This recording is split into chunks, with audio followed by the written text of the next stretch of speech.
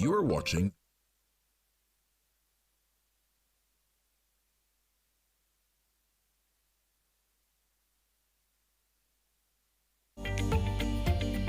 Thank you for watching Session 4 of the Caribbean Sustainable Energy Forum. Don't forget to join us later for our closing ceremony. Caribbean Sustainable Energy Forum. It is now time for Session 4 featuring our country profiles. Thank you for joining us.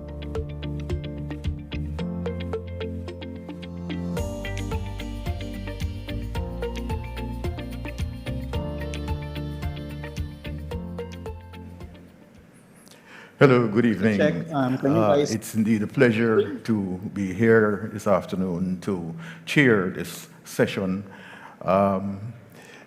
First, I would like to just give a brief introduction of who I am. My name is Lennox Fort.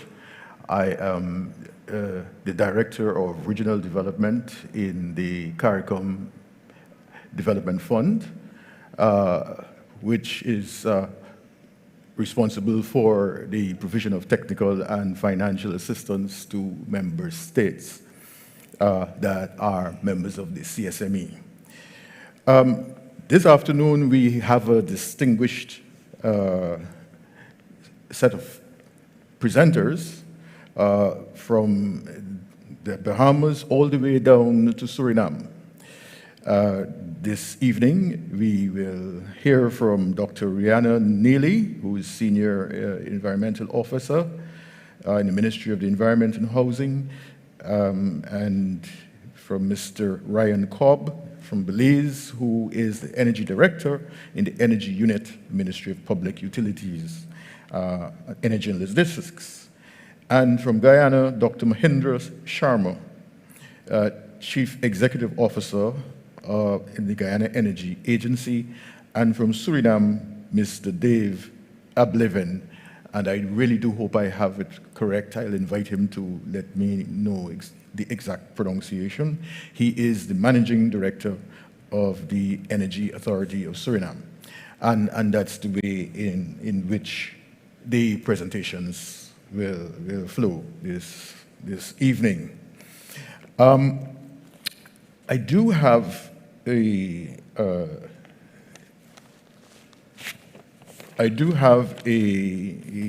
announcement to give you first before we get off. It relates to your participation in the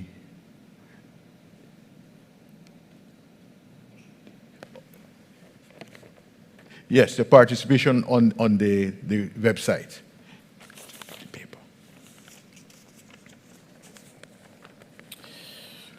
While I get that information, I would like to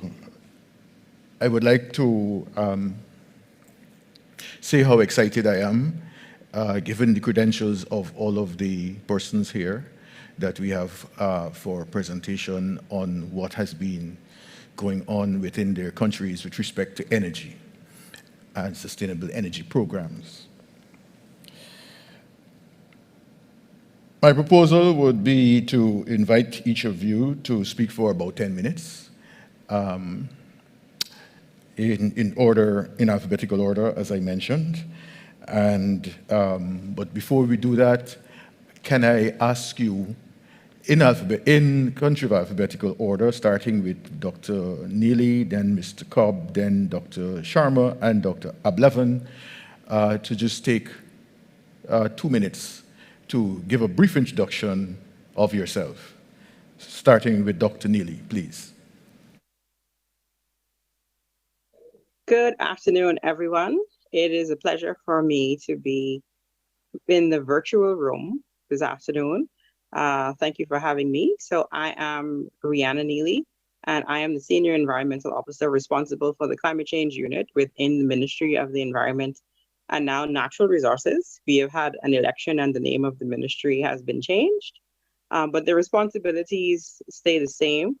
And my unit is primarily responsible for the country's climate change response, and that largely entails a change to renewable energy and the implementation of solar projects around the country, and legislation regarding those things. So I am primarily responsible for that kind of work in the Bahamas, and we've overseen several projects to which I'm going to speak about during my presentation. So thank you again for having me. Mr. Cobb?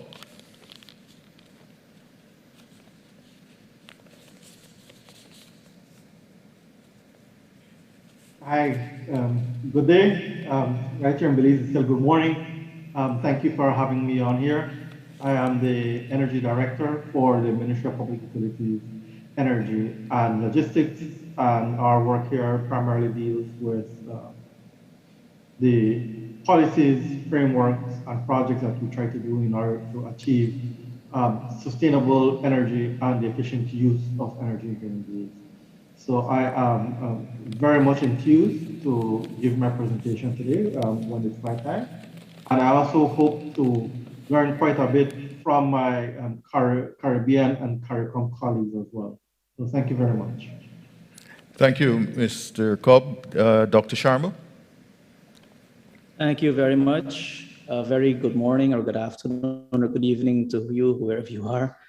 I am the head of the Guyana Energy Agency in Guyana, which is a semi-autonomous body focused on renewable energy, energy efficiency, energy conservation, some regulatory roles. Personally, I have a background in engineering, postgrad work in energy and environment, and management and leadership. I've been in the energy sector for more than 2 decades, and I'm happy to share my experiences and help our member states along. Thank you. Excellent. Thank you, Dr. Sharma. And Mr. Ablevin, please correct me. I would really like to have the correct pronunciation. Mr. Ablevin, please. Yes, no, you're okay. That's okay. Dave Ablevin. My name is Dave Ablevin. I am the Managing Director of the Energy Authority of Suriname. I've been appointed as a Managing Director last year, in August 2020. Been involved with the energy sector in my earlier role as Permanent Secretary of the Ministry of Natural Resources in the past 5 years. And the Energy Authority of Suriname is also a semi-autonomous agency focused on regulatory, supervisory tasks within the energy sector of Suriname. Of course, looking forward to sharing my experience and of course sharing the current status of the energy sector in Suriname. Thank you. Thank you, Dr. Ablevin. There you have it, folks. You can see the setup that we have before us. With no further ado, I would like to invite Dr. Neely to offer us her presentation. Dr. Neely?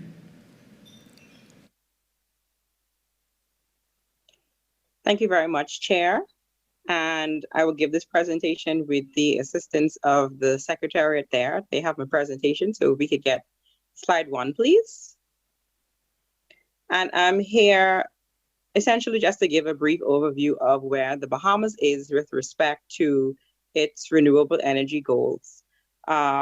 We have done quite a bit in the last 10 years with respect, thank you very much. We've done quite a bit in the last 10 years with respect to renewable energy. In 2013, we created the Bahamas Energy Policy 2013-2033.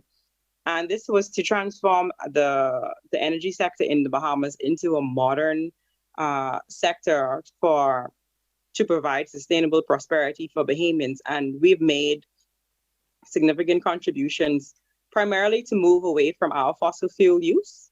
And as well as this response was driven by our climate change commitments and the need to reduce our cost of living and like I said, our dependence on external fossil fuel. So next slide, please. So this energy policy is still in effect. consecutive administrations have taken it up and saw to its execution. And at this point, the energy policy speaks to an introduction of 30% renewable energy by 2033 to the national grid. And that translates into approximately 233 megawatts of solar at an estimated cost of $700 billion. And I have some other statistics here for our use. But at this point in time, we are about 10% of the way to meeting our goal. So there is much work to be done in the Bahamas with respect to actually meeting this goal that we have set up. And we are still encouraged to continue on looking at the developments in the region and across the world with respect to OTEC and the other things. We are looking forward to meeting our targets in a timely fashion. Next slide, please. So prior to 2014, there was a major constraint to actually implementing renewable energy or participating in this renewable energy sector. And it was the antiquated Electricity Act of 1956. So we had to make amendments to the Bahamas Electricity Act to allow for independent power production and grid tie-in to the national grid. So in 2014, this happened. We also changed the framework for the Utilities Regulatory Commission, and because their primary responsibility at the time was for telecommunications, but we had to incorporate now electricity into their responsibility. So to this time, we have mostly deployed solar, but there's potential for wind on some islands. And as I said, we're watching the developments in OTEC across the world. And there's also potential for waste to energy with further public education and further study in the Bahamas. We have signed on to climate change agreements, the Paris agreements, and the legislation feeds into those kinds of multilateral agreements to support those as well. Next slide, please. So we had the Utilities Regulation and Competition Authority, and as I said, we expanded its scope to cover the electricity sector. The Ministry of the Environment is responsible for renewable energy in the Bahamas, but it is not responsible for electricity delivery in the Bahamas, which is the Bahamas Power and Light Company and the Ministry of Works. So we work together to make sure that there is sufficient training and that we procure and that we plan in advance in the way that the country in a national focus. So there were regulations that were created to support the things that we had in mind to do. And so now we're working with commercial banks. We work with the Ministry of Finance. I have listed here that taxes were amended to encourage this change in behavior. So if you want to bring in solar panels and battery backup systems, those are all duty-free in the Bahamas. So you don't have to pay that. So there's that reduced cost. The same, I'll speak briefly about for electric vehicles. Next slide, please. So we have some flagship initiatives. And the first one that was able to be accommodated with the change in legislation is the Small Scale Renewable Energy Generation Program. So where we saw small residences, small and medium businesses participated in the renewable energy sector, and they were able to put these systems on their homes or their small businesses, and they were able to get net charges at the end of the year, net charges annually. We also have participated in a few bilateral arrangements that saw the construction of solar systems on government buildings. The largest government-owned one is a 1 megawatt installation at the National Stadium, at the track and field stadium. We're very proud of these agreements that we have gotten into.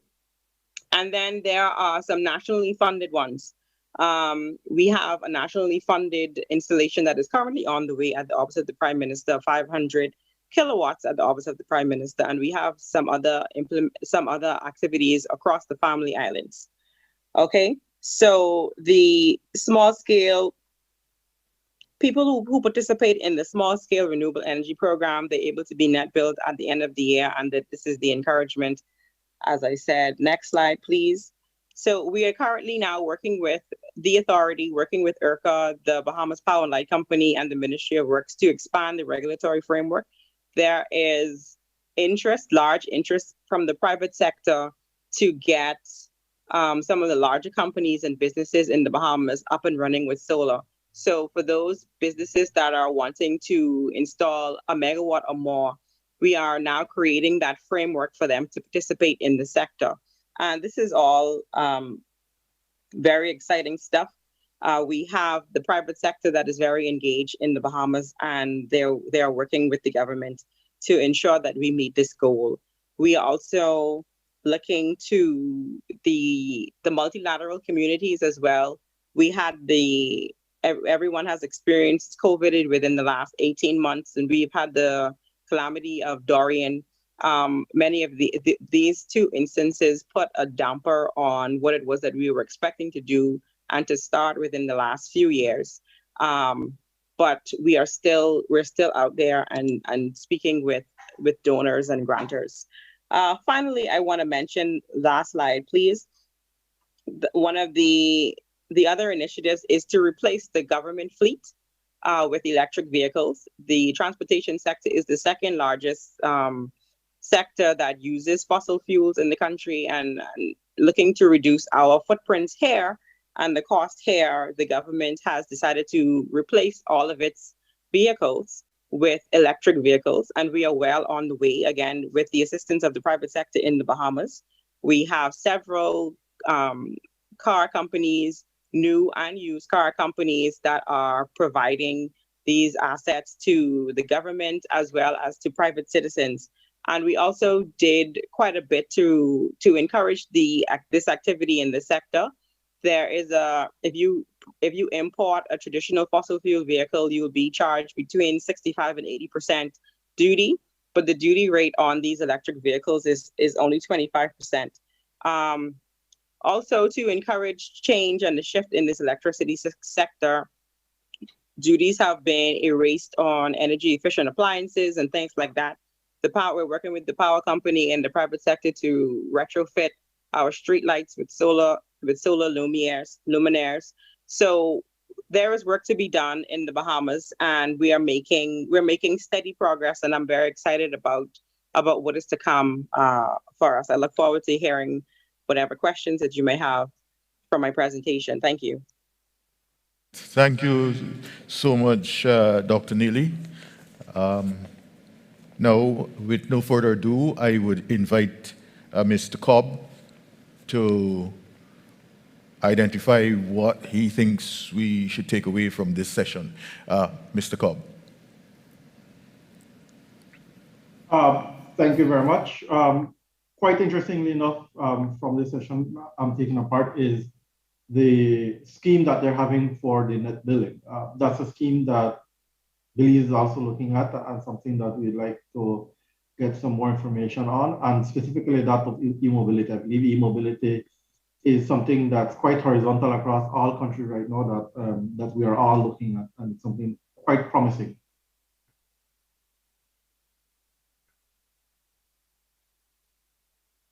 Thank you, Mr. Cobb. Could you now switch to your presentation, please? Certainly.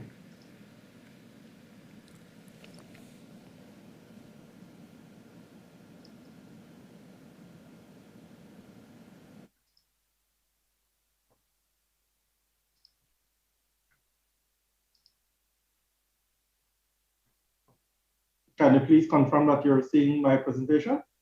Yes, we are seeing it. Thank you.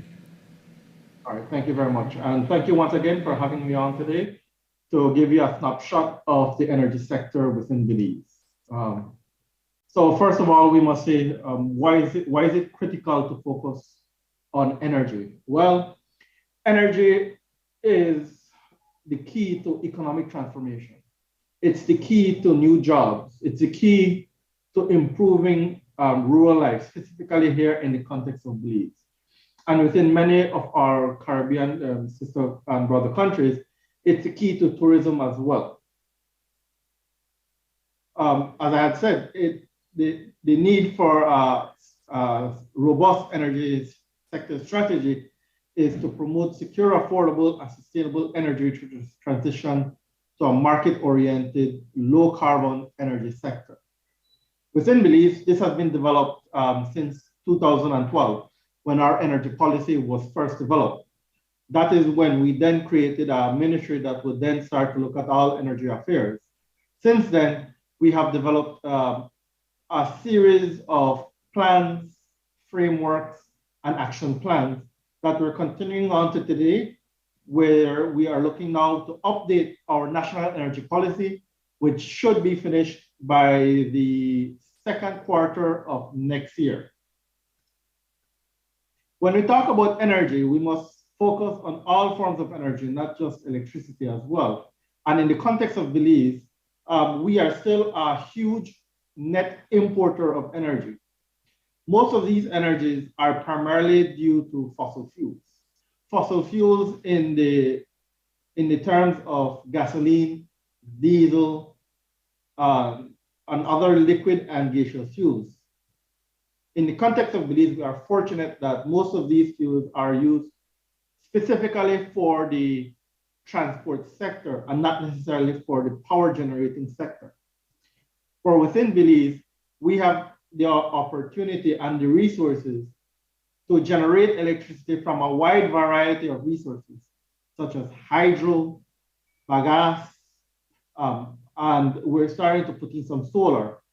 Of course, we still have some diesel generation within our grid.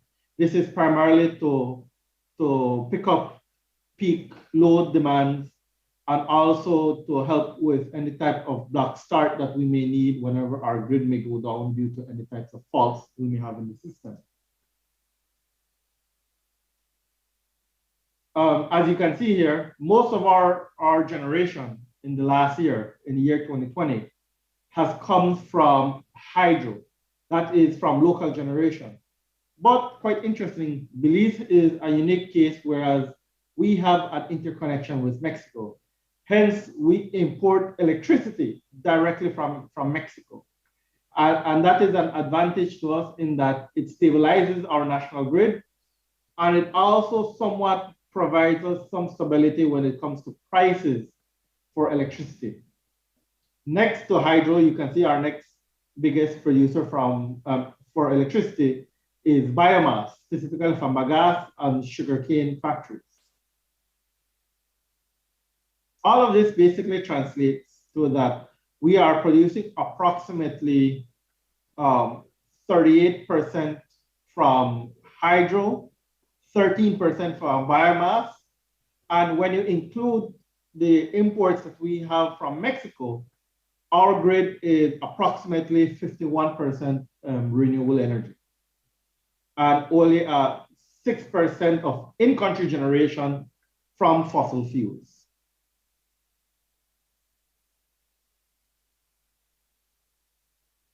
On how electricity has been consumed throughout the years and the demand. And an interesting case is right here. In the years 2020 and 2021, you can see we had a major dip in our demand. And of course, all of this is due to the pandemic that we had suffered, not just in Belize, but worldwide. This has brought within the energy context some opportunities in that this has allowed us to delay some generation for the calls for new generation, in that now we're believing that we may not need to add any new capacity until the year 2023. And that also allows us for technology maturity, which means that by the time we do go out and look for generation, where we believe in 2024 we need to add that generation, these new sources might be cheaper than what they are today. But that is something yet to be seen. If we focus just within the last year, specifically here in Belize, we saw the pandemic affect us directly in around February.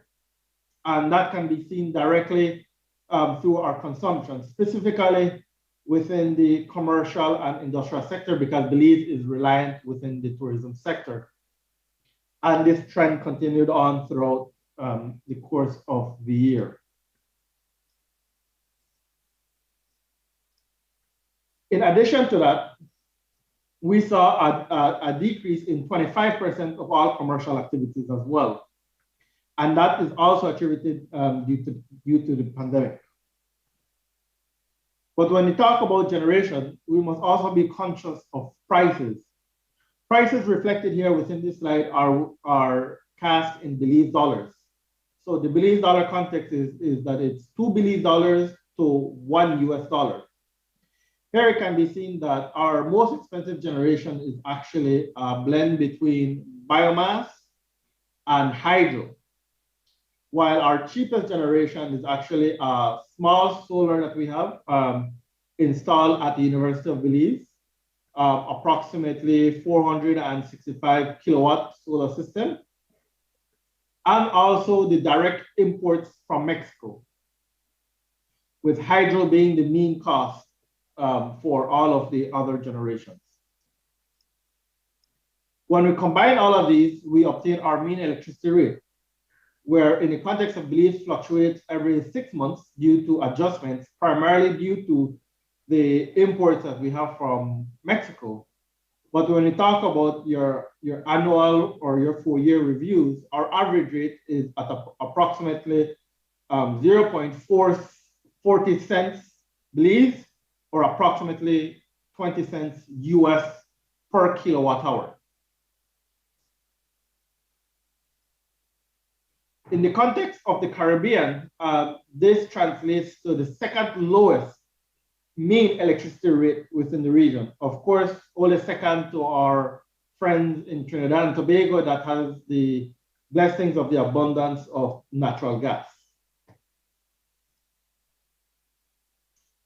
When it comes to projects that we are working on in order to promote sustainable development and the use of sustainable energy, one key factor is the use of data and how available data is within the country.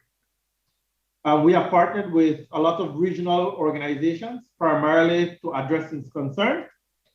And we have basically set up databases with the help of OLADE that now brings our data sets up to international standards of the International Energy Agency.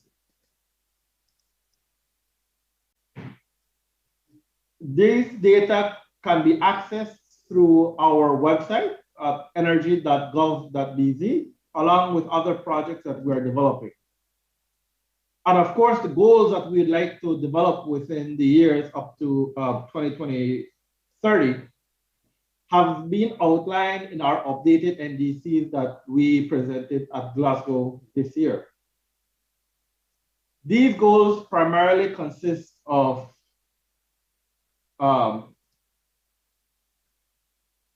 targets where we'd like to increase our renewable energy generation from 75% from 51% to 75%, a reduction in the emissions from our power sector, also a decrease in our transmission and distribution losses, and of course, an increase in our energy efficiency that we have already started by way of the pilot program that we're currently conducting with CrossQ and with CARICOM on the energy standards and labels for household appliances. We're also looking at the addition of new generation into our power grid. We're looking at the possibility of including gaseous fuels, either a base load or a peak load, and also the introduction of much more utility scale solar production. As I've stated before, currently we only have approximately 0.5 megawatts of solar production within the country, but we're looking to uptake this up to approximately 40 megawatts. One of the primary challenges that we've been having in Belize is particularly that interconnection with Mexico. Although that interconnection is a blessing, being that we can import Mexico on demand, basically as much as we need, it also creates a bottleneck within the market, being that at times that is our cheapest source of power. And within the context of Belize, sometimes it is a bit difficult for solar or other generating technologies to compete with that price point. And we tend to have to make a balancing power of, do we want to go for the cheapest power, or are we looking for resilience, or are we looking for energy independence? So that is analysis that we're currently conducting both with CARICOM through our IRRP and through the generators with their least cost generation expansion plan as well. Also target Mr. Cobb, perhaps you might be able to pull out one or two more key challenges in the next minute and a half or so that you would like us to register.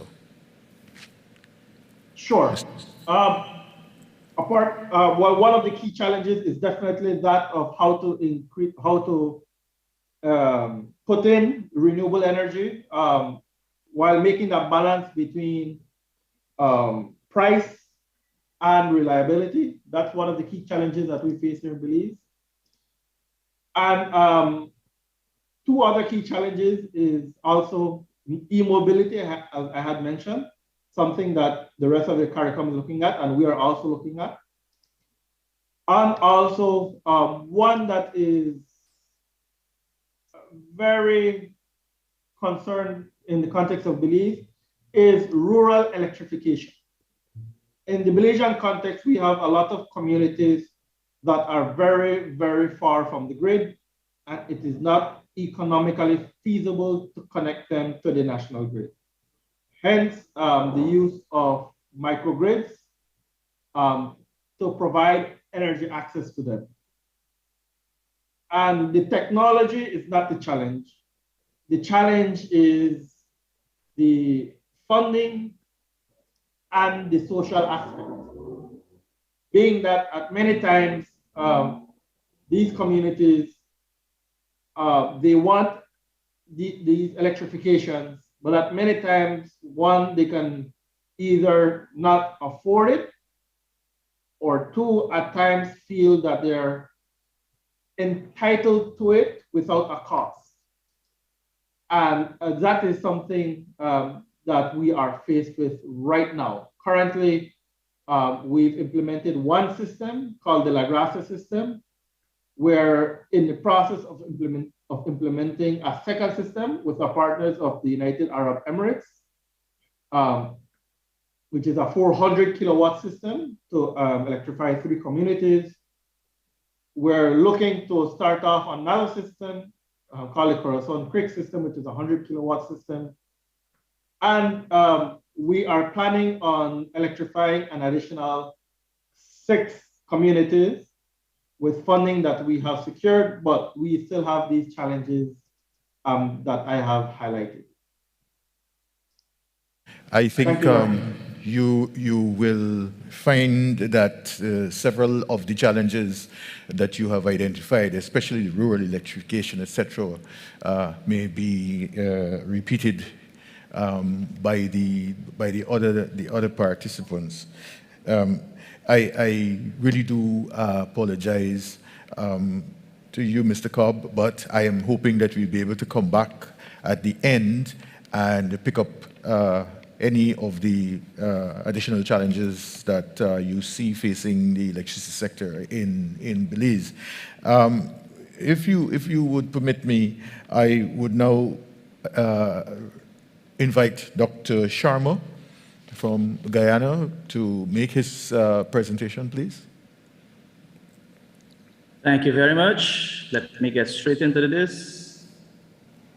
Take it that you're seeing my screen now. Not yet. I'm seeing the screen.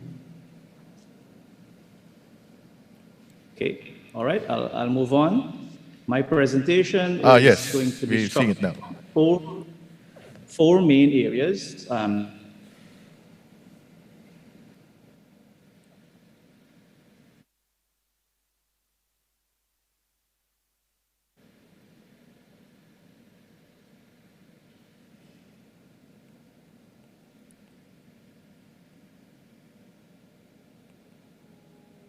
Dr. Sharma?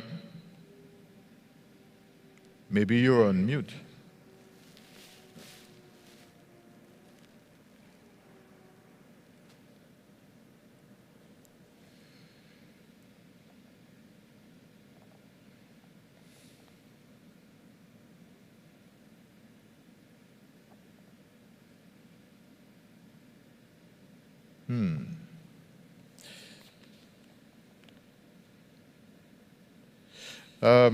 Perhaps this might be a moment when I can make these announcements to give Dr. Sharma a minute more or so to see if we can get audio. If you are watching, and this is the general audience, if you are watching us online and would like to experience the CSEF in the virtual world, you're encouraged to join us live at our virtual conference at CEM 2021 CARICOM.org. The address, CEM 2021 CARICOM.org. Now, in the virtual world, you can submit questions to our speakers, view our film festival, or take pictures at our photo booth. We invite all our attendees on the virtual platform to ask any questions during this segment. Simply look to the right of your screen, where you will find an orange button marked Ask the Speaker. You use that button, and we will address those questions for you later on in the session. Is Dr. Sharman now on audio? So we'll move on to Mr. Ablafin.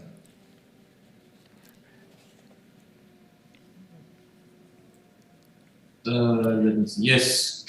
Good afternoon from Suriname. Same problem. You're on mute, Dr. Ablafin. No. Got you now. Yeah, no, I thought so. You can hear me? Yes, we can hear you now. Yes, excellent. Yes. All right. Then I'll share my screen and then I can start with the presentation. Let me see, share. You can see my screen.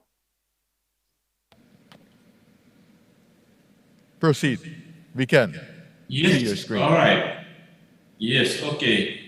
Thank you very much again for this opportunity. I'll start off with to give you a brief overview of the presentation. First of all, I will be talking a little bit about the overview of our current energy balance in Suriname.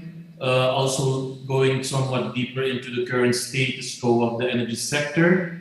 A general assessment of the local energy sources, the reforms, the challenges in Suriname regarding the energy sector, of course driven by sustainability, our biggest challenges, and the focus in the coming years regarding development of our energy sector. When we're talking about the energy balance, one of the... my apologies, Mr. Levin. I think that it might be useful to identify one or two of those elements to focus on. And we will have the entire presentation available for people to look at subsequently. So I hope I haven't disrupted your flow too much, but I would suggest that you select one or two of those elements in the interest of time to focus on. Of course, no problem. Thank you. I'll keep to the limited time as was given, no problem. Just to give you a little bit of a background, it's good to start off with to give you an overview of the energy sector, energy balance of Suriname. In this case, We're talking about a total energy supply of about 11 terawatt hours, and of this 9% comes from our Afobaca hydro facility, and 87% comes from hydrocarbons, oil. 35% of our oil is used in power plants to produce electricity, while 25% is used for the transport, and the rest is utilized in other sectors. So when focusing on the electricity sector, you will notice that our generation of electricity is almost 50-50. Renewable hydroelectric is about 47%, while our thermal is about 53%. The map shows you an overview of the situation, the current situation of our electricity production, where you see the big orange dot that is the capital and the surrounding areas, where most of the people most of the inhabitants live, and where also the most concentration is of the population. As you also see, we have the hydro facilities, the Afobaca hydro facility with the 189 megawatt capacity, and in the capital we have at least 2 power plants with combined 170 megawatt installed capacity. This is just to give you an overview of the main players in our energy sector. There are 2 state-owned enterprises, the EBS, the National Energy Company, and Staatsolie, which is responsible for 70% of the electricity generation, while the EBS is responsible for 30% of our electricity generation, and it's also the grid operator. As you already might know, we also have some offshore discoveries, some international oil companies offshore in the phase of exploration and appraisal, and these are some of them. This is to give you an overview of the long-term assumption for electricity consumption.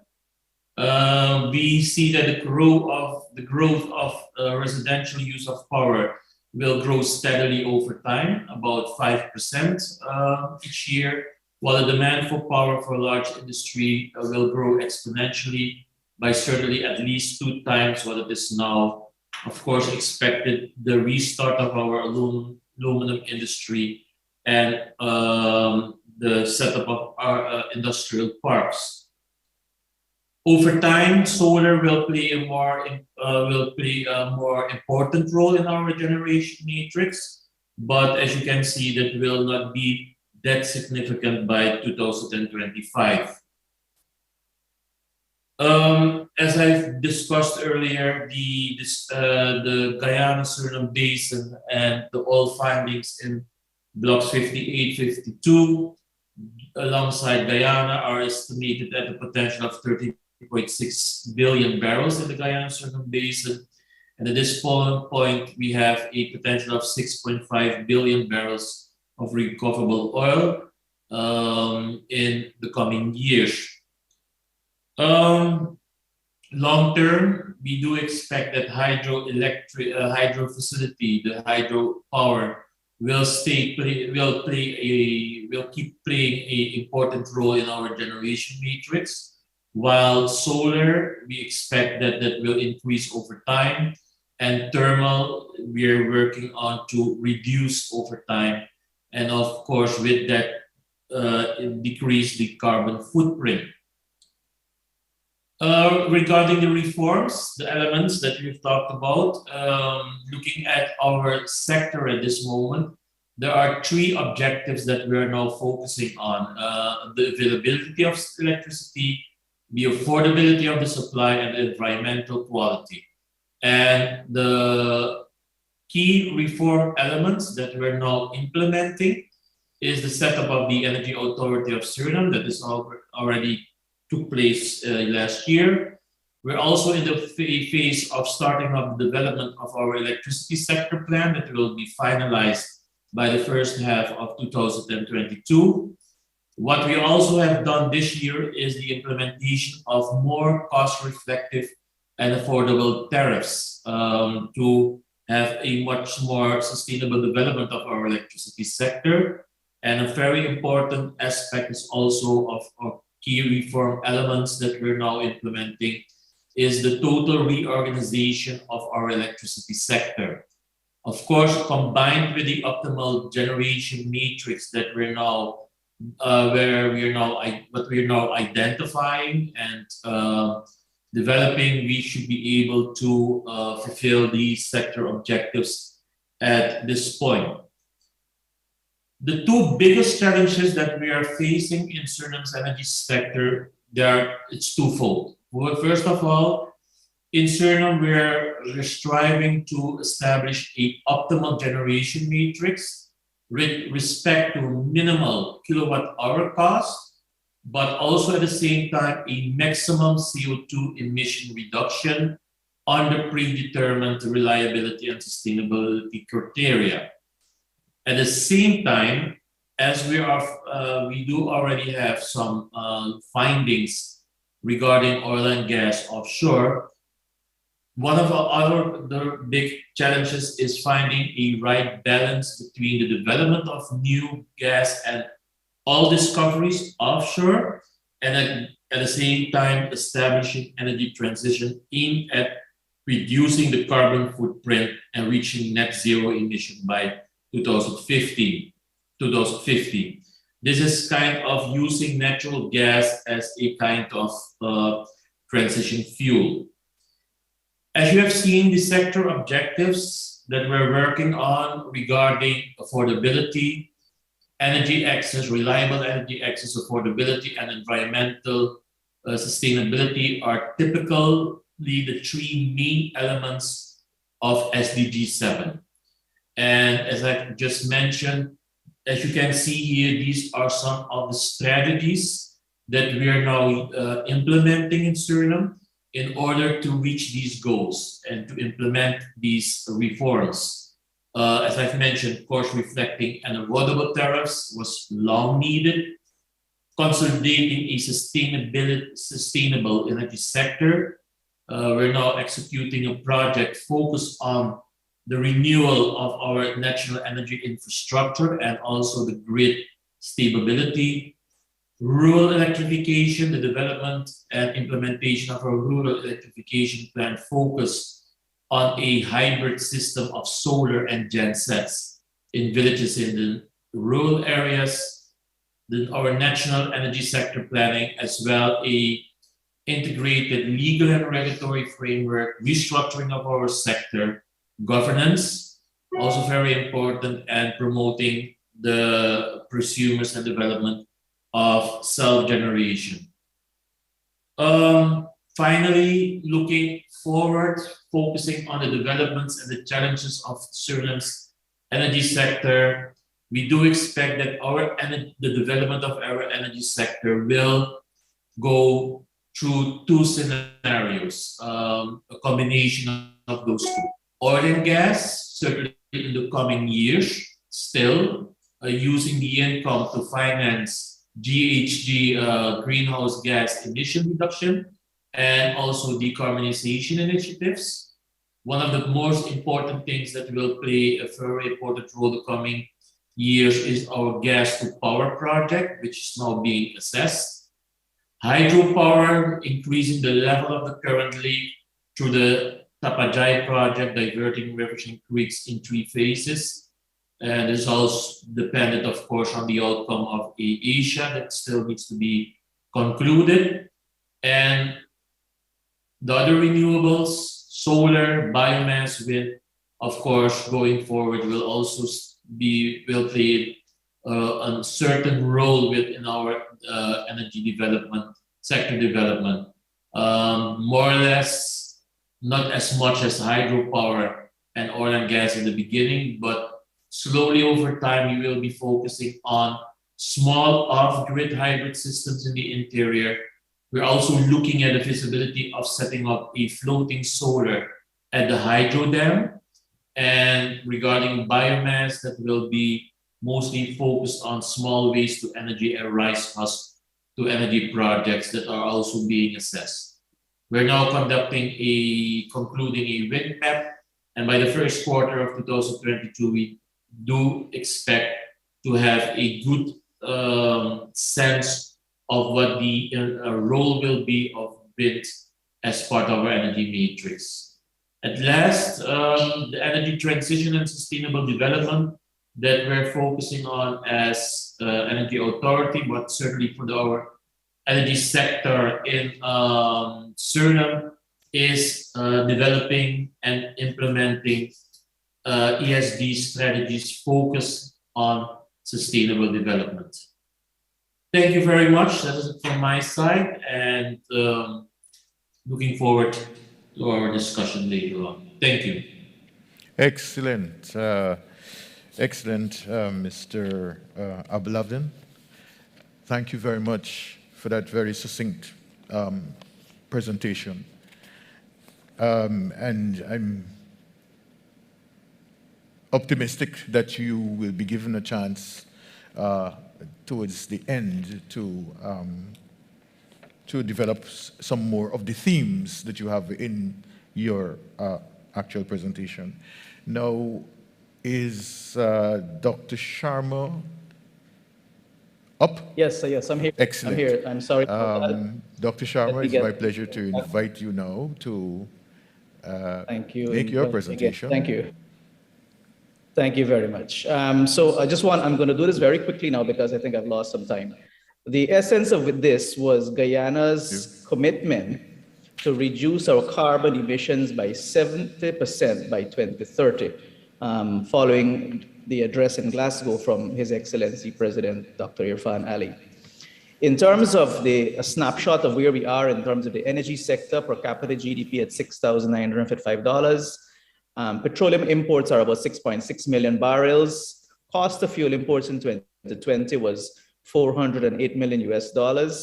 And our electricity tariffs range from 20 US cents to 29 US cents per kilowatt hour on the electric utility, while those of the hinterland utilities, which are too far and remote from the national grid to be economically connected, range from 30 to 50 US cents per kilowatt hour.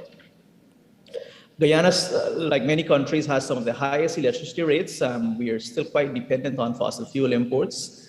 Last year, we spent about $100 million, US million on fuel imports for the utility and those mini grids.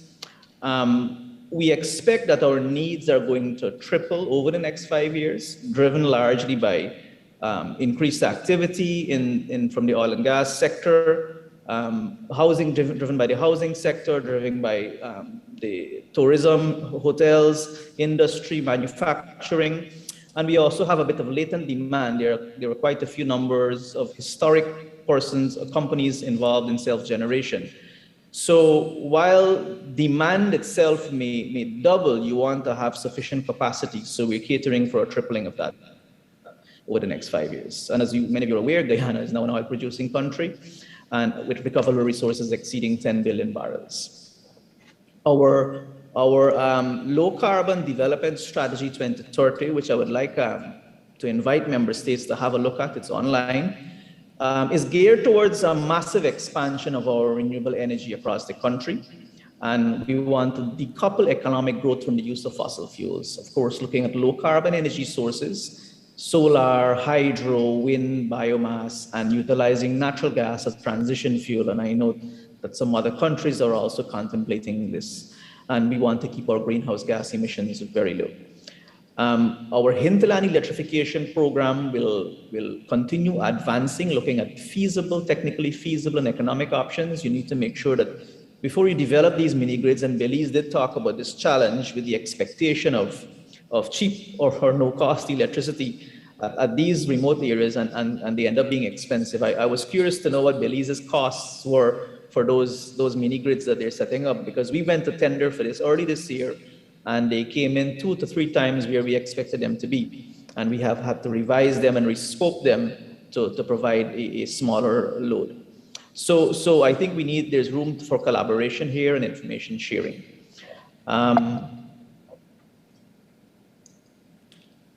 Government of Guyana aims to provide affordable, stable, and reliable energy to households and businesses, and will pursue a program of adding more than 500 megawatts of new capacity.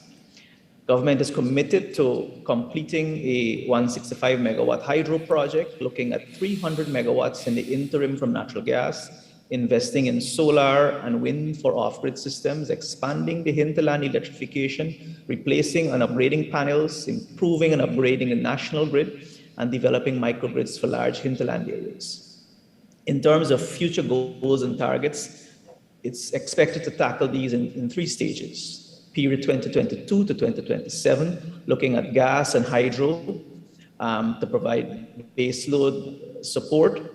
2027 to 2032, looking at the continued replacement of heavy fuel oil gensets, expanding wind and solar, and looking at commissioning a second hydropower plant, which will be identified by before 2025. From 2032 onwards, looking at future expansion will, of course, be determined by the prevailing market conditions, what is happening with battery technology, battery costs. Hydrogen is getting a lot of attention now. Will we get this to commercial viability? Looking at solar, wind, and looking at other implications of those projects.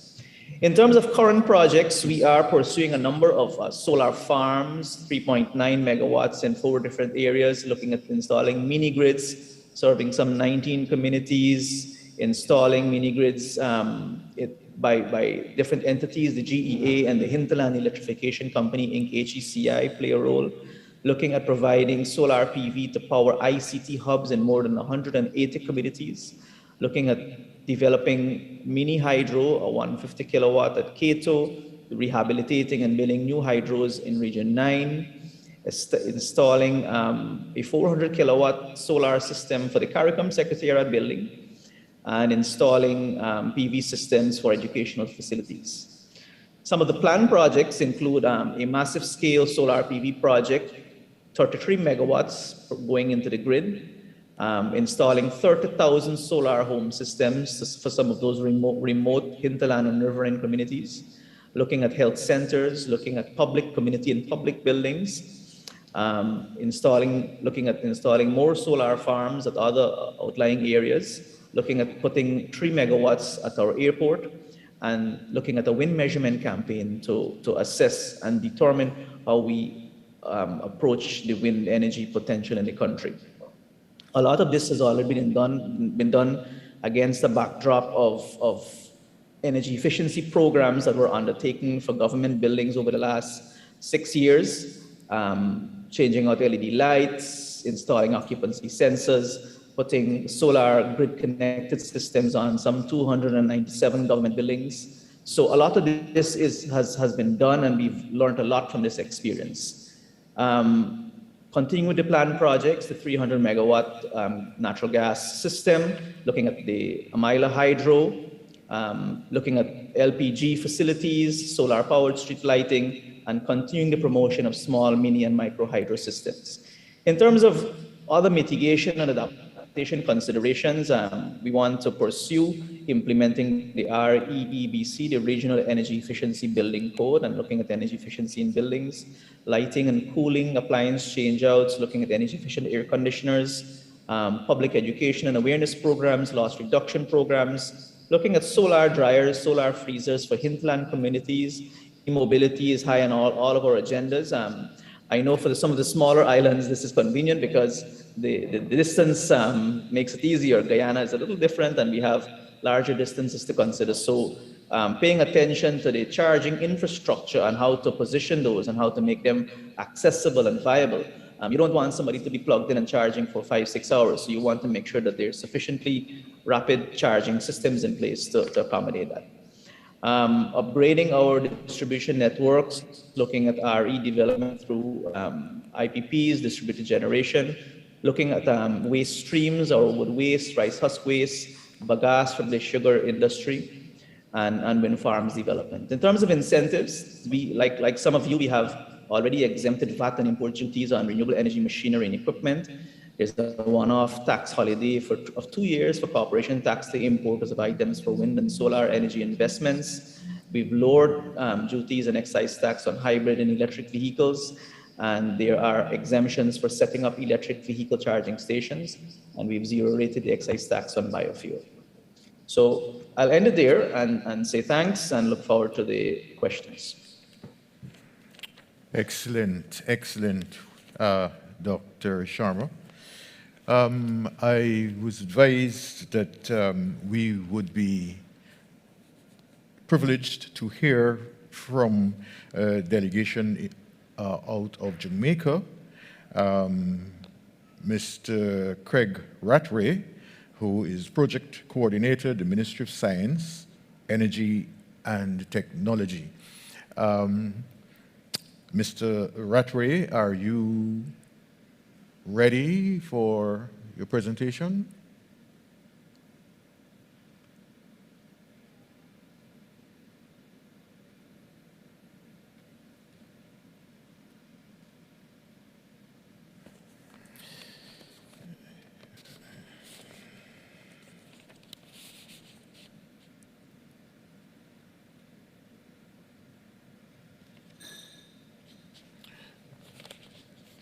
Okay.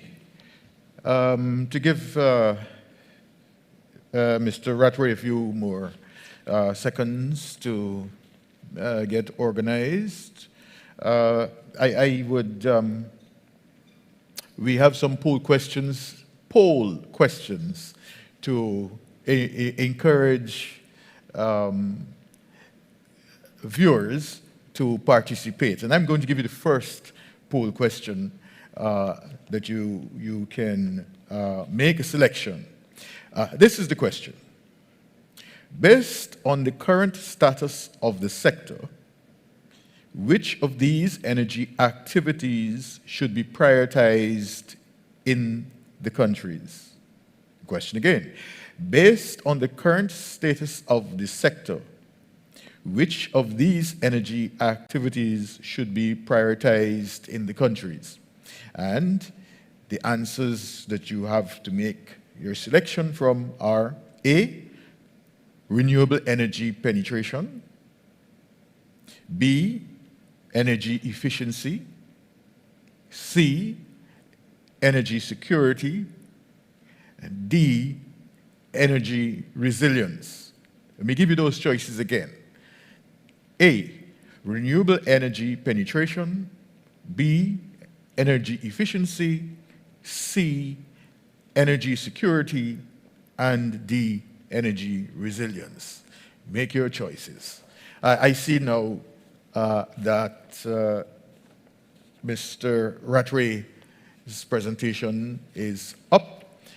So before you start, Mr. Rattray, you can take a minute to just quickly introduce yourself to the remainder of the panel. I'm sorry you didn't hear the introductions that were made before. Mr. Rattray, please.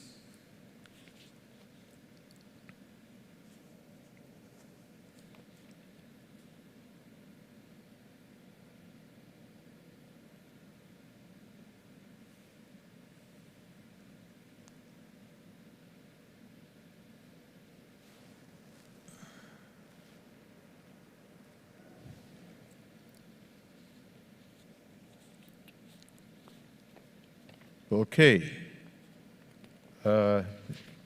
It seems as if Mr. Rattray is still having some challenges. I would like to repeat the announcements for participating in this session.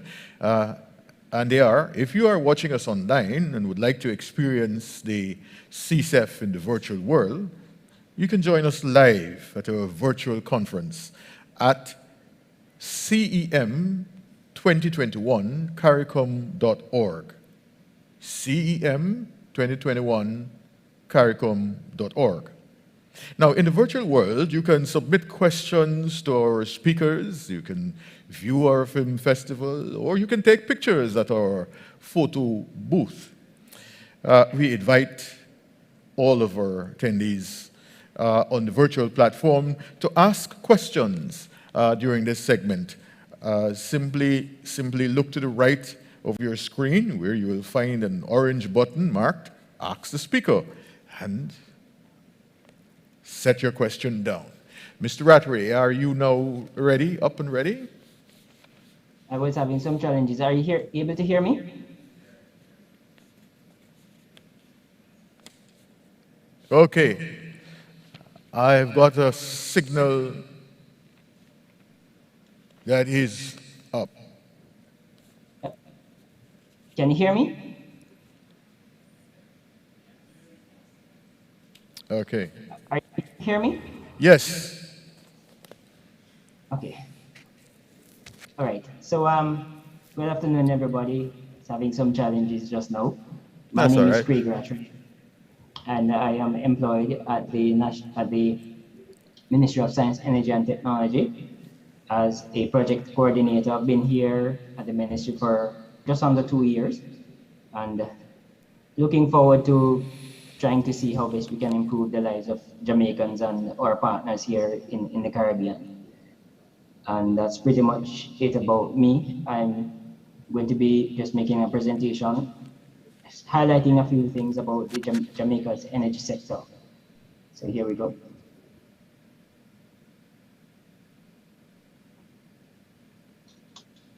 Right. So our petroleum corporate consumption by activity for 2020, as you can see, I hope you're able to see the pie chart. And Yes. electricity generation is 29%, which is the largest, well, close enough to the largest share. We have transportation very close by, and those are the main things that we actually consume, the main activities that consume petroleum. And you are able to see the barrels of oil imported for 2020 as well, 17.5 million. And we are now using LNG, and the barrel of oil equivalent for that here in Jamaica is 4.2 million.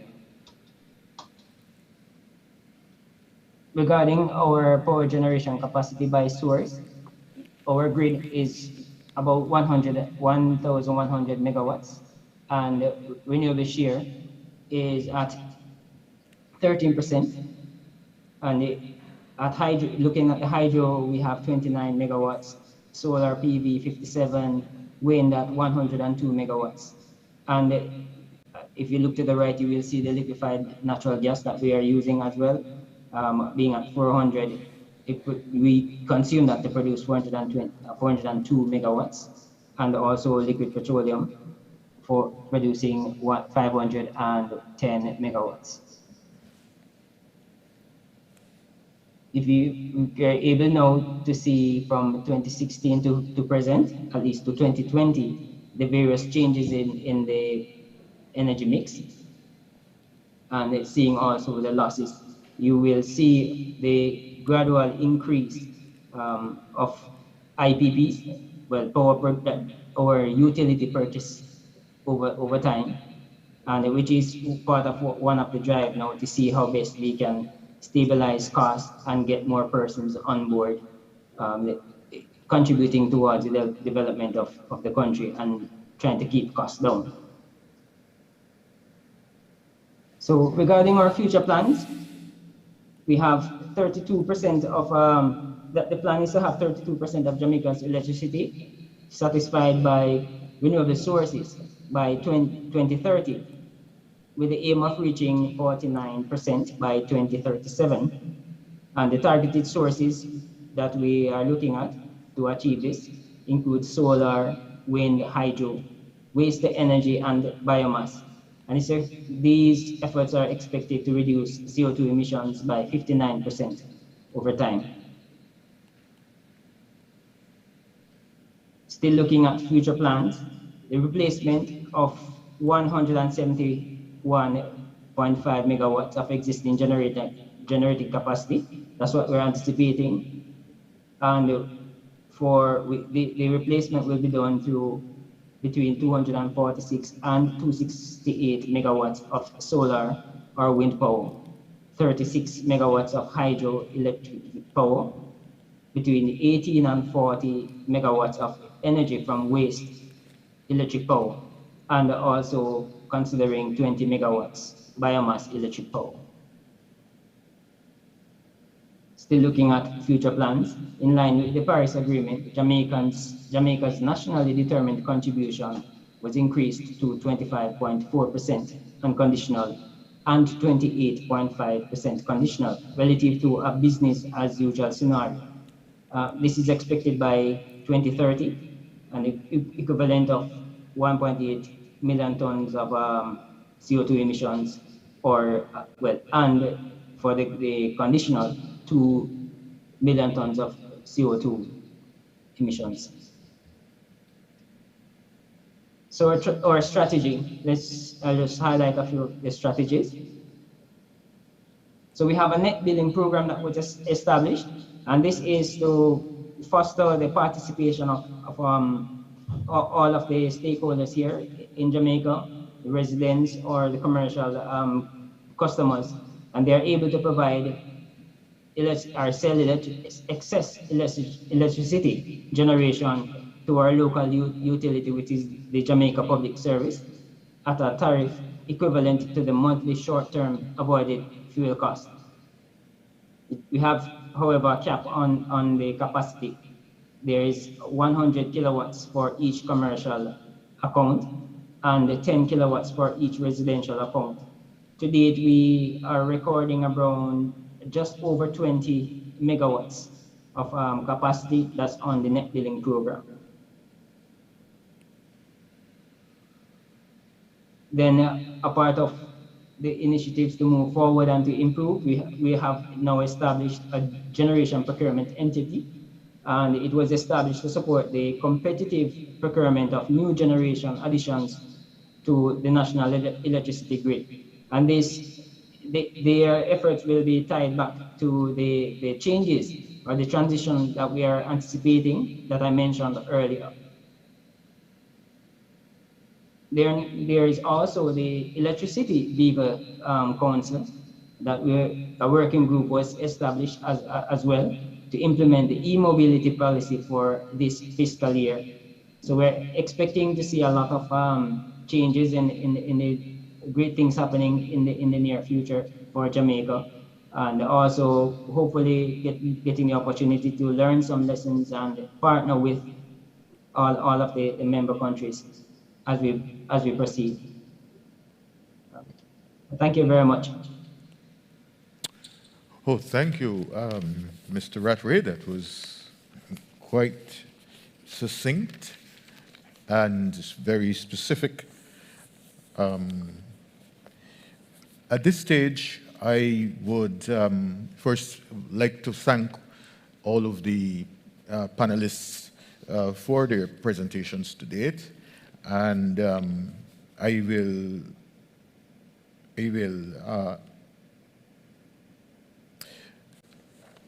sort of open the floor for discussions among you. But before I do that, may I go to Ms. Azel Francis to determine if there are any questions that have been posed by our listening audience to the presentations? Thank you, Mrs. Mr. Fort. We do have a question. So the first question goes to Suriname. Thanks for the insight on the energy situation in Suriname. Can you elaborate a bit on the contribution of hydropower? Specifically, wanting to know whether or not the 189 megawatt hydro capacity is fully utilized currently, as well as the impact that drought may have and how much expansion of hydro is projected. So there's 3 parts to that question. If you can elaborate a bit more on the contribution of hydropower, if the current capacity is fully utilized, any impact of drought, and then lastly, any projections for expansion. Yes. Yes, thank you. Of course, first of all, is indeed, I was talking about 119 megawatts installed capacity, and no, we are not getting that much out of the hydro facility. The maximum is around 100 to 105, has also to do with the the level of the lake, and of course the drought periods. Indeed, we do have situations dependent on the rainy seasons, the dry seasons. Indeed, during the dry seasons, we do see a decrease of capacity of what is being generated from the hydro facility, and then it drops down to sometimes 90 and below 90 megawatts. So mostly it's around 105 megawatts that we're getting out of the hydro facilities. And regarding the future, yes, there is an expansion plan. We call it the Tapajay project, and that project is mostly focused on diverting some rivers and creeks in the southern part of the lake, south to the lake.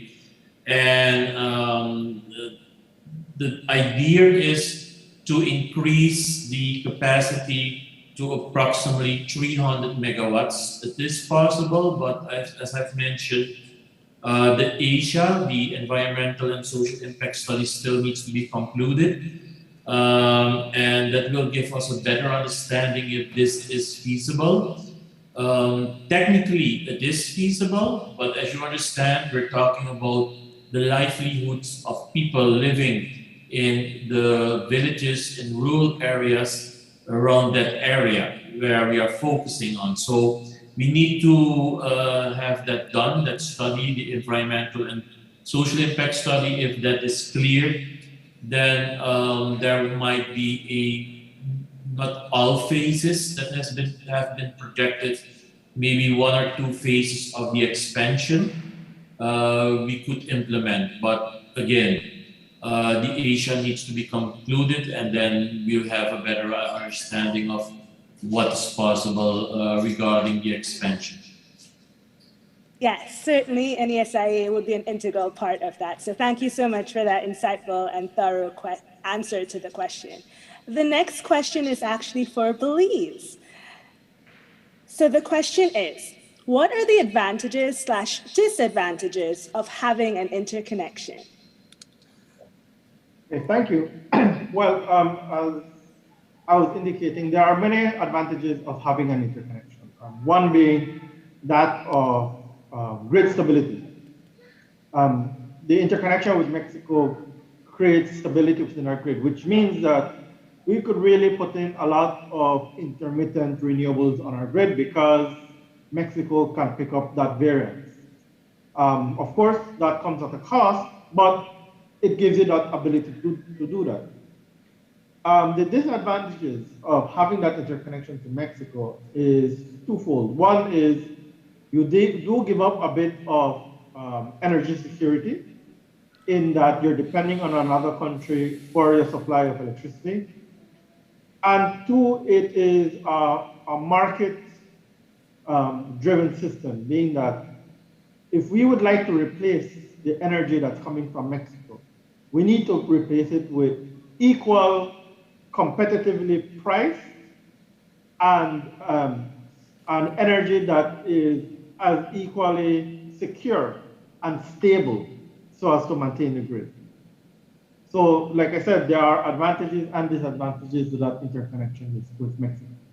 We honestly do not believe that we will ever disconnect from Mexico because the benefits outweigh the disadvantages. But we are seeing how to best economically and technically reduce our dependence on Mexico. Thank you. Thank you so much, Mr. Cobb. And don't go, because we actually have one more question for you. So given the high penetration of hydro and biomass in Belize's energy supply, as well as the considerations of climate change threats, what is Belize implementing to mitigate these risks? That's a very good question. One that actually Guyana has pointed towards. Hydro particularly is quite sensitive to climate change. In 2019, Belize was hit with a severe drought that reduced the levels within our reservoirs to extremely, extremely low levels, where our hydro production basically dropped to 20% of its output. It just so happens that whenever there is drought, biomass tends to do particularly well because it allows for the harvesting of that biomass. And we're also looking at expanding our solar resources because throughout those times of drought, of course, the solar intensity is quite high, so any type of generation from solar will increase. So we are looking to implement solar into our grid so as to balance off any type of climate change deficiencies that we have when it comes to our hydro production. Thank you so much. Having a diverse renewable energy mix is also integral. And that's it for the questions from the platform at this time. Over to you, Mr. Fort. Thank you so much, Ms. Francis. While I was listening to the presentations, there are a couple of themes that I heard for which members of the panel, the presentation, would like additional information. And I would encourage to have this discussion among us. The first question related to e-mobility, and the question there was whether or not there were members on the panel that have advanced further down the road with addressing the issue of e-mobility, that they are prepared to share with their colleagues. Then I heard the theme of optimization of choices. Many of the presenters indicated that they have several options in terms of alternative sources of energy, and the question was how to make the appropriate combination of choices that will deliver the goals that they needed. But what we didn't explore really was the methodology to do this. I think I heard some reliance on external sources to provide that kind of advice and guidance. Is it that we do not have that expertise within the region that we can share among ourselves? That's something that I think we can also explore. The third point that I took away was related to the whole question of energy transitioning and and there are different strategies that were being used and some that were in the process of being determined. Is there an optimal strategy for CARICOM, given that we're all in the same geographical belt, and really and truly the difference in climate is not that significant across the region. So the question is there any commonality in approach that we can use with respect to how we transition from the state of heavy reliance on fossil fuel towards the renewable energy, clean energy. I think I've given you a mouthful. I have a few more that I have picked up from the discussion. So I will stop there and ask for us to have an engagement on this. First, let's talk a little bit about e-mobility. Mr. Cobb, perhaps you can lead off on that discussion, since you were the one who posed the question. You can pose the question again, and then we can have a little discussion on it. Mr. Cobb. All right, thank you very much. Yes, Belize is looking to see how we can implement e-mobility. From a government standpoint, what we are looking at right now is seeing how we can implement e-mobility within the public transportation sector. Belize is a case where most of our transportation or our buses are currently 1970s to 1990s Bluebird school buses. So they're quite inefficient. So this provides an opportunity for us to provide pilot studies to introduce electric buses. We're doing so with two intentions going forward. One is to prove the technology within the country, to see how it performs within the context of Belize. And secondly, to perform a business case scenario so that after the pilot trial, we'll be able to provide these studies and these figures to the private sector, because public transportation, Belize, is primarily a private sector-led initiative.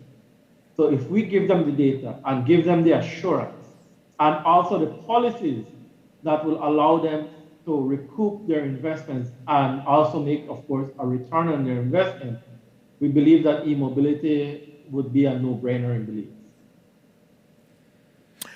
Any takers on that? The point here is, Mr. I apologize, I have to use all these papers in my hand here. Yes. Mr. Cobb was saying the transportation sector is significant. You have technologies that are running that are approaching obsolescence or certainly maturity, and that there is lots of gain from seeking to do the conversion. And he laid out a strategy with respect to the business case and the use of incentives. Do you really believe that fiscal incentives are adequate to have that transition? Fiscal incentives, the awareness, public awareness, and the information about the level of profitability that would encourage investors to get into the sector. Do you believe that those three points are sufficient enough to get to the transition in the time that we would like to? And this is a question for everyone. Let me comment. So I'll start off by saying I drive an electric car. So I'm coming with some bias. And while electric cars are still a bit on the expensive end, I think they do offer a lot of benefits and a lot of opportunities. I love driving it. And if the opportunity, if my fortunes continue in the way and I can afford to have it for the rest of my life, I would like it that way. The important thing to understand about electric mobility is that you need to have the charging infrastructure. You need to understand what to do with it. It's not going to be able to work in anywhere, any place. You have to think of its utilization. Where is the, where do you plan to use it? So what we have done here in Guyana too is that we've also approached Cabinet and gotten a policy position on this and said, look, let's look at e-mobility, but it has to be appropriate. It has to be fit for purpose. I get away with it because I mainly use it to drive within 20, 30 miles of where I operate. I don't go hundreds of kilometers every day. Obviously, if somebody has different demands and different needs, that changes. We have already done solar PV installations at 290 something government buildings. On weekends, when the building is not consuming energy, that's free energy. So I have been able to charge my electric car on that excess energy on the weekends. And it just so happens that my utilization is just fits a single charge per week. And in essence, I'm driving almost fully on renewable energy. I'm literally putting sunshine into the car. I think governments have an important role to create the environments. I think providing incentives, and of course incentives and subsidies all have negative connotations, but to act as a stimulant, to act as a catalyst only, and thereafter it has to work. And when the commercial numbers get to where we need them to be, these prices should come down. I saw Tesla did announce a $25,000 car, and I've been waiting patiently for that. So those are the kind of things that will transform the sector.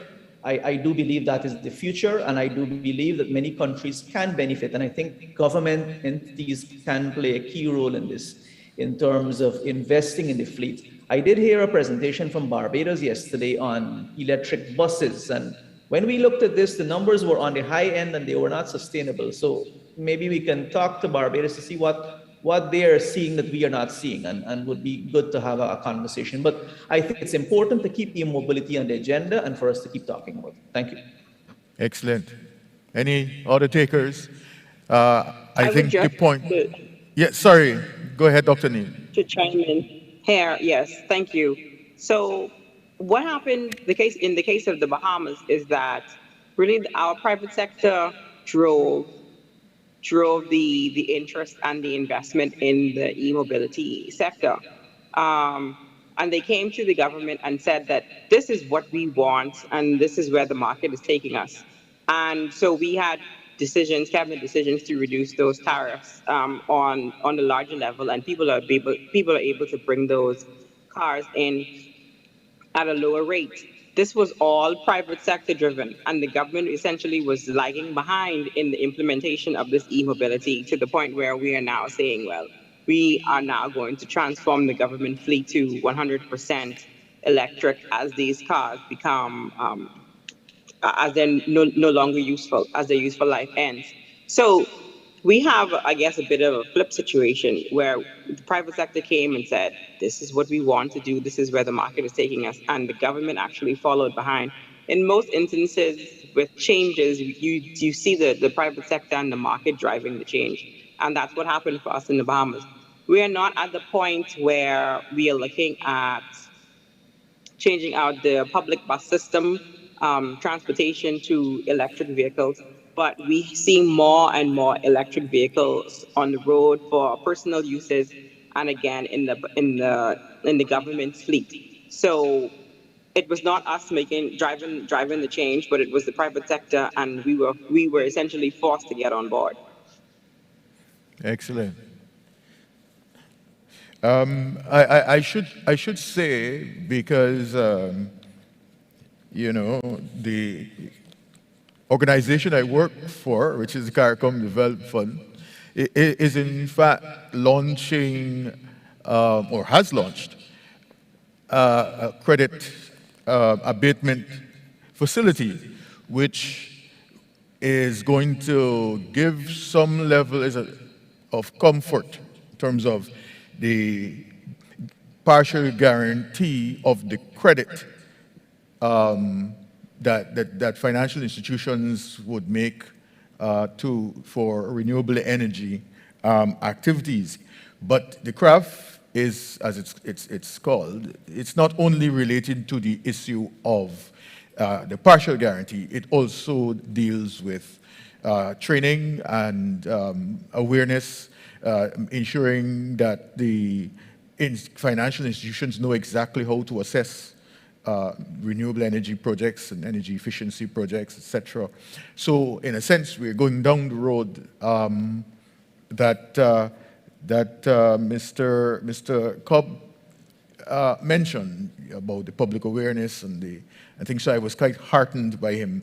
I have also taken to heart the point about the infrastructure and the need for that. Perhaps we can, unless anyone wants to continue on the discussion of e-mobility, I could switch to the whole issue of the optimization of choices, where we have, most of us appear not to have several options in terms of what we're going to use or the sources of renewable energy. And when we listen, or when I listened the list was almost similar across countries: waste to energy, solar, wind. There was one exception, I think I heard, which is OTEC. But in the main, it followed a pattern. The first question that comes to mind is that pattern a result of how the studies were done, or is that a pattern that we ourselves think is appropriate for our circumstances? And it brings me to the whole question of the capacity of the region to do the kind of studies that are needed to optimize, to make those choices among the various sources of energy. So the question is, capacity development and the sustainability of research in helping to optimize choices. Are we ready for that? Are we doing anything in that? Should we be doing anything about that from this stage? Or are we just going to be relying on regional and extra-regional sources for assistance? What do you think?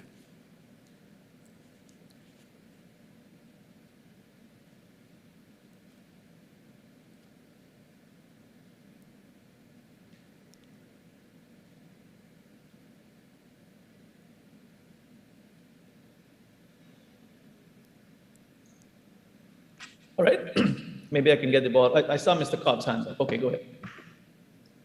Yes, when it comes, I think one of the reasons why we have a lot of the common diversity of sources has not been due to where we've been getting these consultancies from, but really and truly because they've been technologies that have been sound and quite knowledgeable within the area. And of course, price goes a lot into the choices that different member states also do.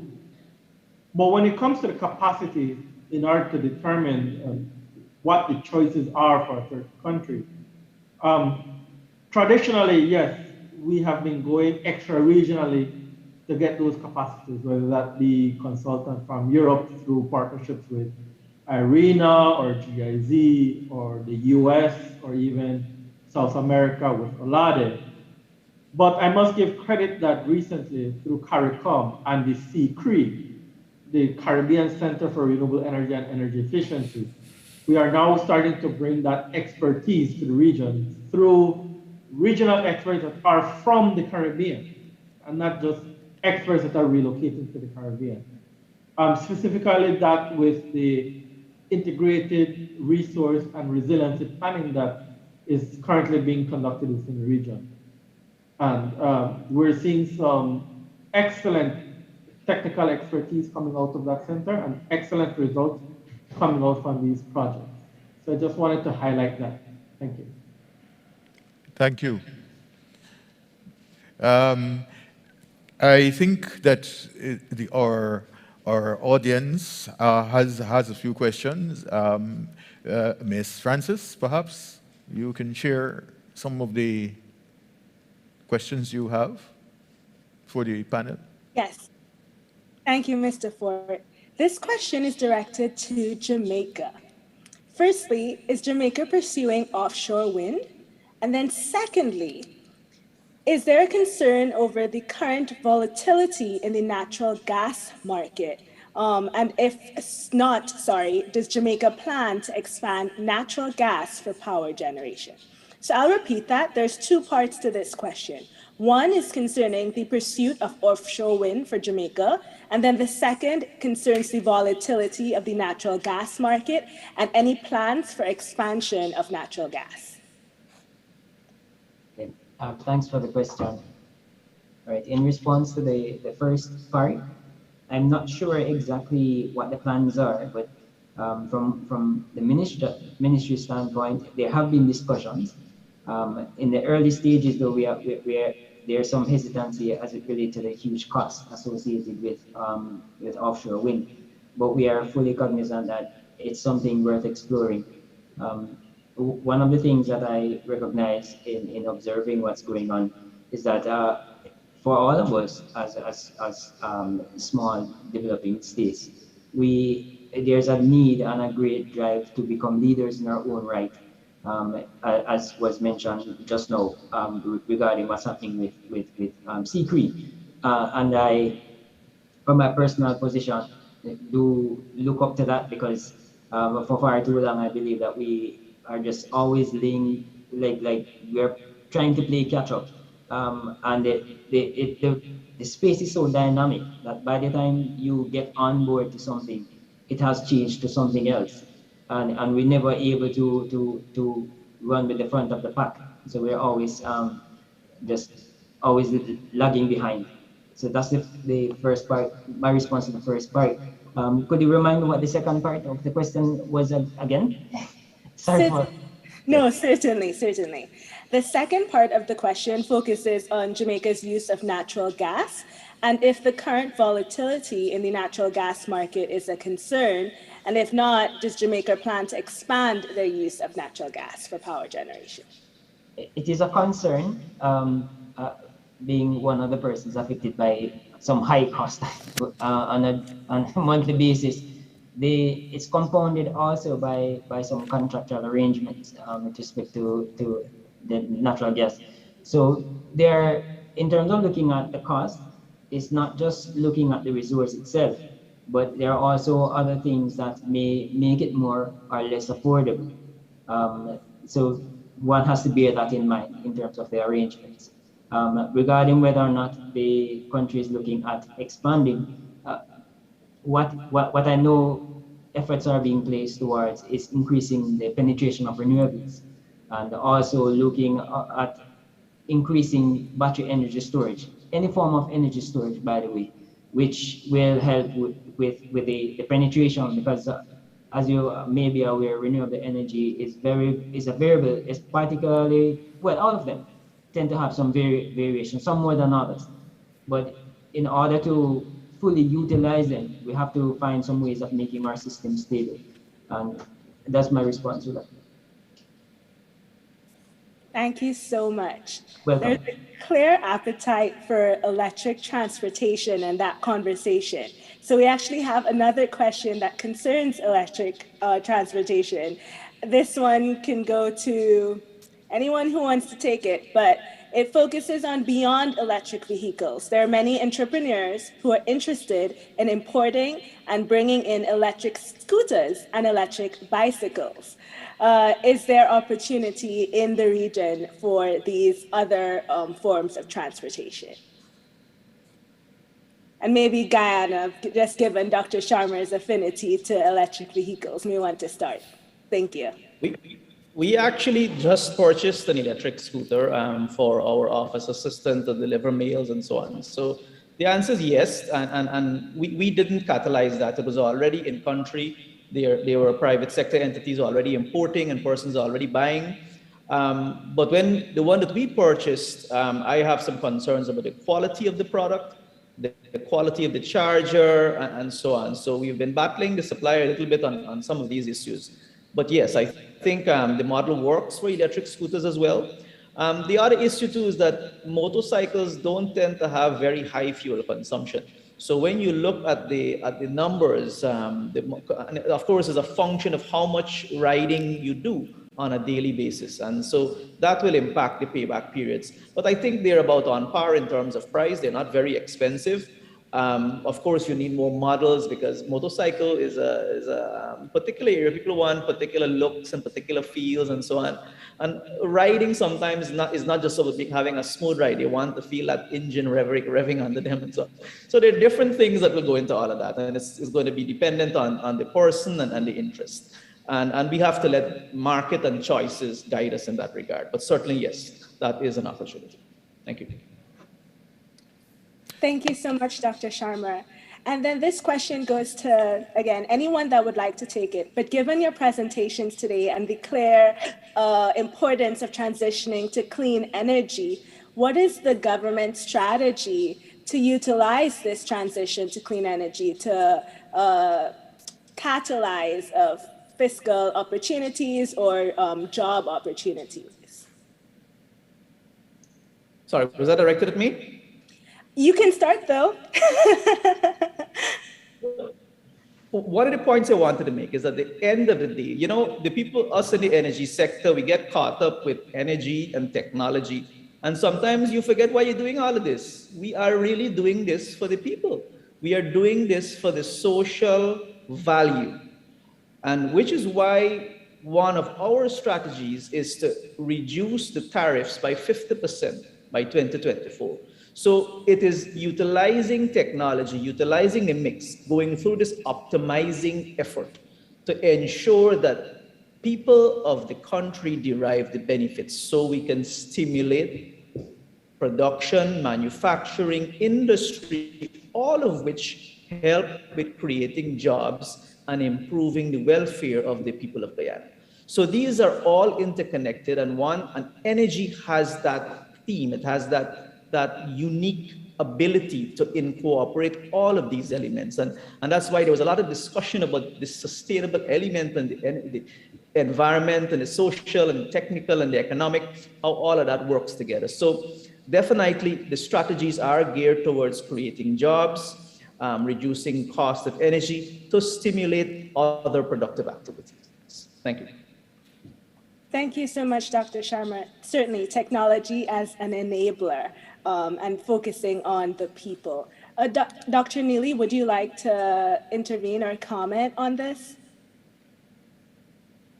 Well, just to say that I definitely agree with Dr. Sharma's comments. We are doing these things to have a positive impact on the population and the people that we are serving. As we make these clean energy transitions, we do so, and we're bringing the people in through education, through public education and outreach.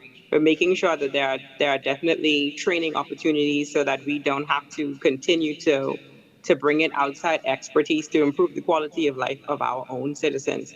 So the government, yes, we're looking to reduce our energy costs, and we are looking to reduce our carbon footprint, but we are also looking to increase the quality of living and the quality of life in the Bahamas through these energy programs and the energy transformation in the Bahamas. I would like to make a comment, though, concerning the previous question on the scooters and the electric scooters and bicycles. So in the Bahamas, we have a challenge.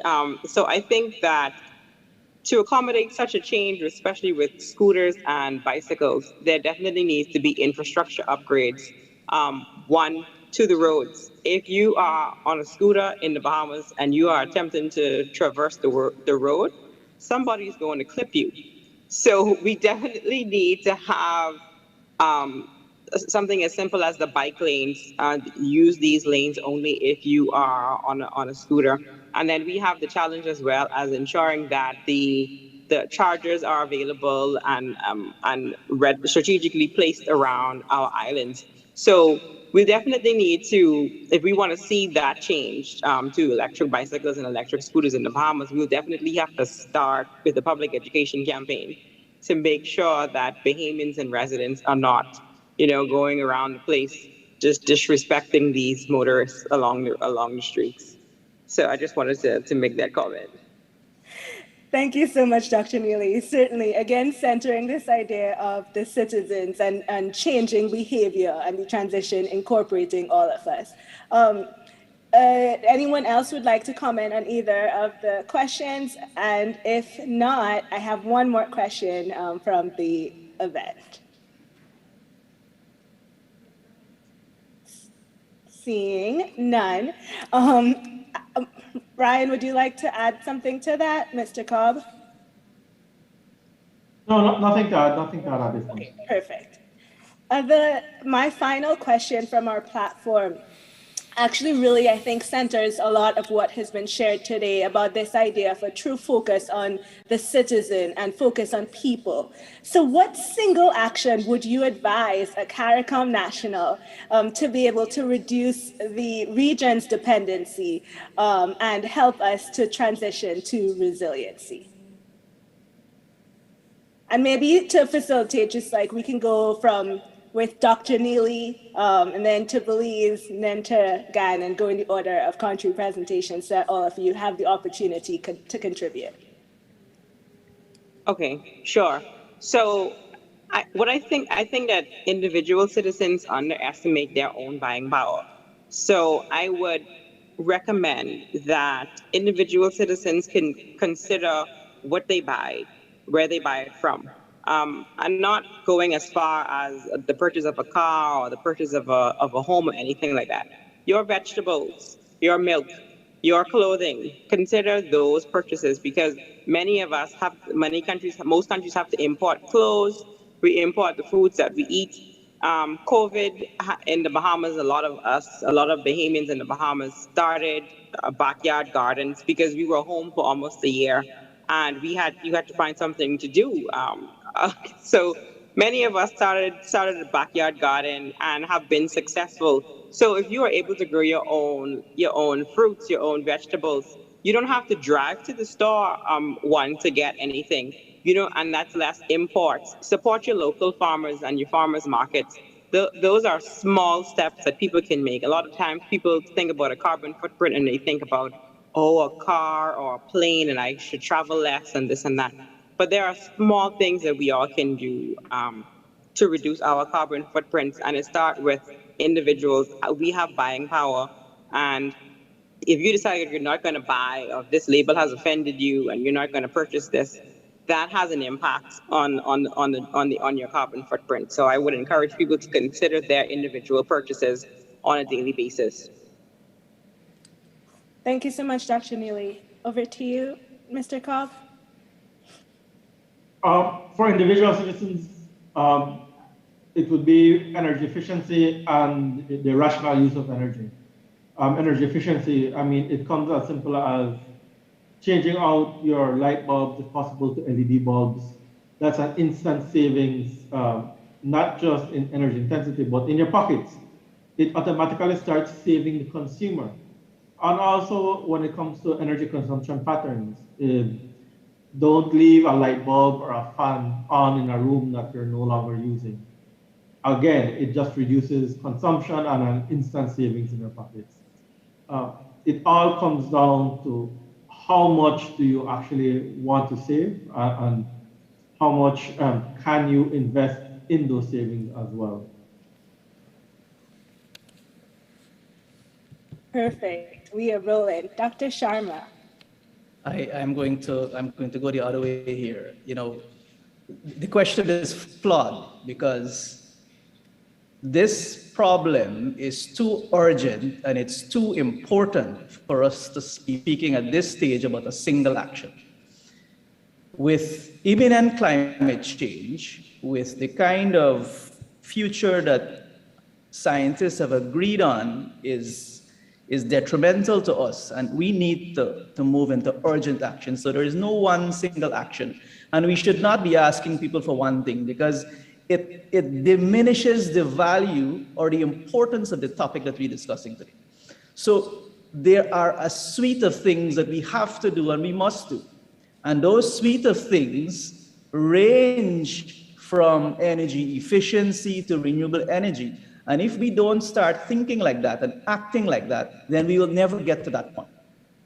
And it wouldn't be giving justice for me to go through them all here, but that is the point. Educate ourselves and let's get it done. Thank you.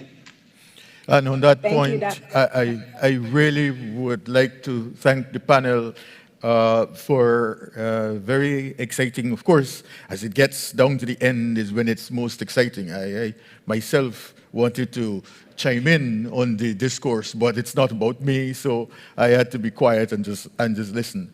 I really would like to thank you very, very much, for your contributions and for the very tantalizing way in which Dr. Sharma has reminded us that this is not, it's not, that the problem is so large that it requires everyone to be part of the process. I like the point that Dr. Neely, I almost said McNeely, made you Irish, Dr. Neely spoke to, which is individual choices. And I would just want to say this, which is one of the things that scare the bejesus out of me, is that we have to accept that we are also sensitive to marketing. And there is a view that is coming in the future that will change or require us to change our consumption habits, which may have impacts on agriculture, the way we do agriculture, for example, because they feel that the agricultural animals put out a lot of methane gas, et cetera, you know it better than I do. And so they're making what we call laboratory protein, which will not have those things, which will require us to change our consumption patterns. So we have to look very carefully. Another point quickly that I would like to raise is this whole issue of the credibility of public campaigns that has arisen out of COVID-19. There's, because of the way in which the public sector approached COVID-19, there's a lot of lack of trust in the public sector in terms of how they do the public awareness. So as we seek to deal with changing patterns and changing behaviors, we in the energy sector have to also look carefully at how we encourage the trust in the message that we are sending about energy. On this score, I would really like to thank you very much, and it has been an extreme pleasure and honor for me to be with you. I must, unfortunately, at this time, close the session. Thank you very much. Thank you all. And I encourage people on the web to continue the discussion with our distinguished panelists, who I'm sure would want to continue engaging you. Thank you all. Thank you for watching Session 4 of the Caribbean Sustainable Energy Forum. Don't forget to join us later for our closing ceremony.